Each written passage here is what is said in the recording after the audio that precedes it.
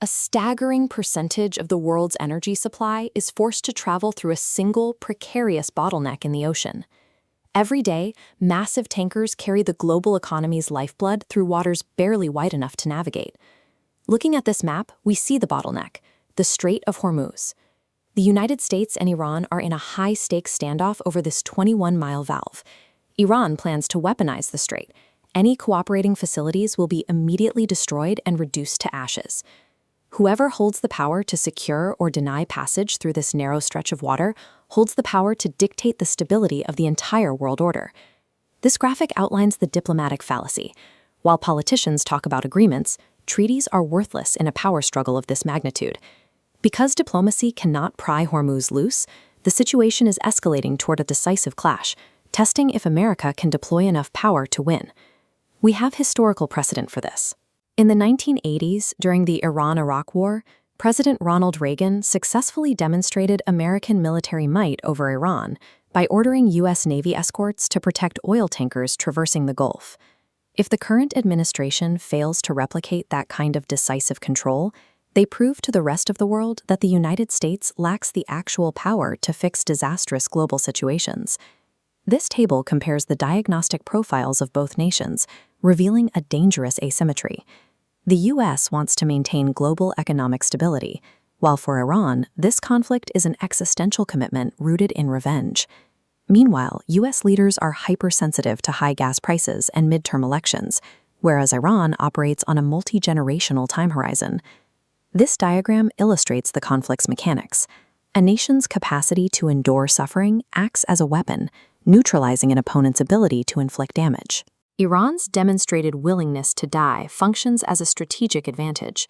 Knowing this, Iran's tactical approach is to deliberately drag the war out, steadily intensifying the conflict until the pain becomes unbearable for the American electorate.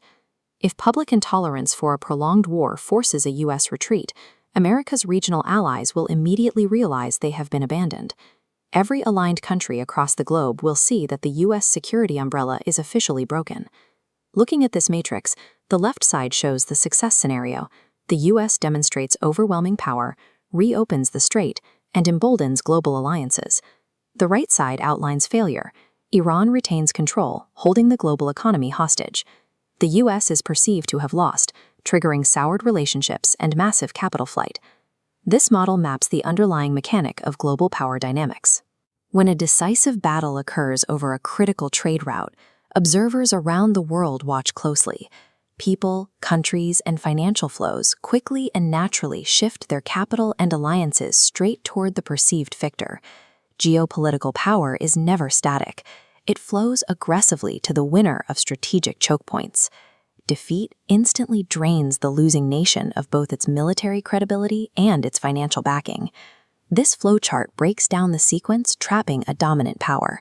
First, an overextended empire fails a military objective, causing creditors to lose faith.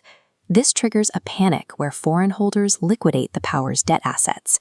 Ultimately, this massive sell-off strips the nation of its reserve currency status, weakening it severely against hard assets like gold.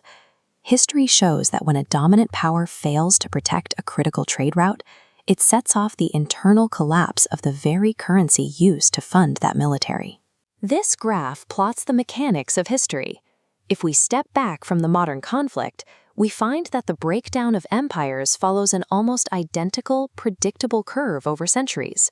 Following this timeline, we see exact precedents.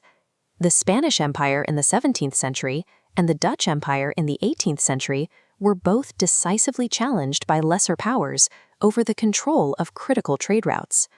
In 1956, Great Britain faced the exact same test when Egypt challenged its control of the Suez Canal.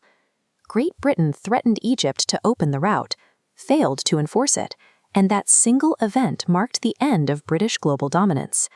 The standoff at Hormuz follows this exact historical blueprint. It is the classic final battle over a trade route that dictates the transfer of global hegemonic power.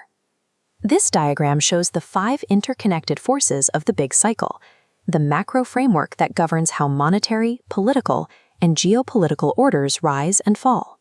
Geopolitical conflict is inextricably linked to the internal debt cycle of a nation. No country has the capacity to fight multiple simultaneous wars.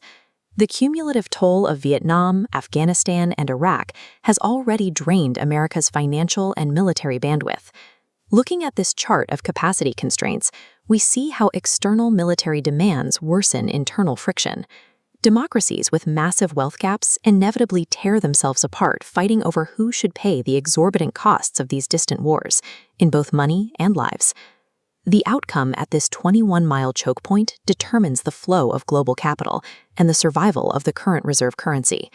Whoever holds Hormuz holds the leverage that will shape the next era of international relations.